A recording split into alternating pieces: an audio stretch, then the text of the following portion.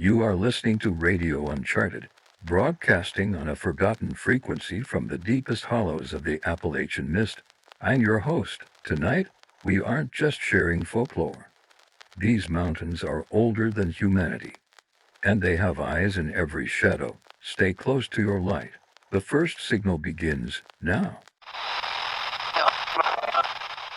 The Appalachians, a place where time stands still. Today's entry is about a man named Elias. He was a veteran hiker. He knew every trail, but he forgot rule number 4.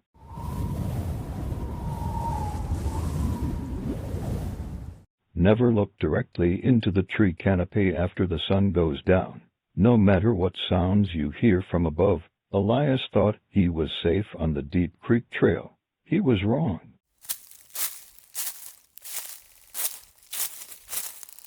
It was exactly 6:12 p.m. The air turned heavy. It smelled of wet copper and rusted, ancient coins. The silence was absolute. Not a bird, not a cricket, just the weight of the mist.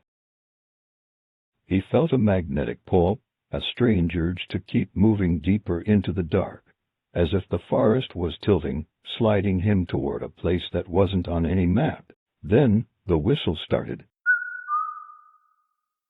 It wasn't a bird. It was a long, melodic vibration.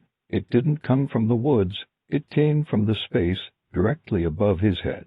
Curiosity is the greatest hunter in these woods. Elias stopped. He tilted his chin up. He ignored every instinct he had. He looked into the dark branches of an ancient oak tree.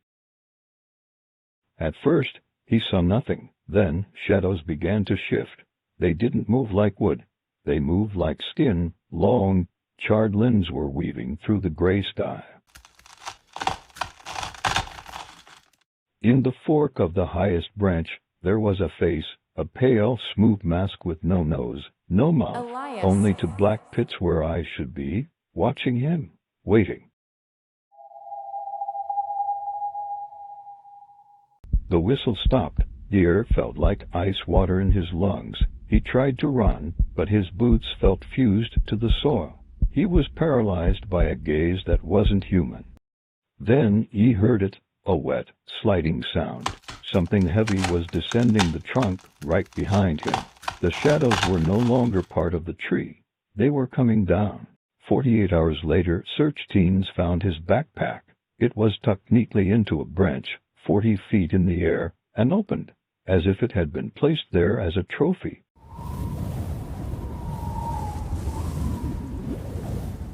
His boots stood at the base of the tree, empty. Elias is gone, part of the ridge now. Remember, never look up.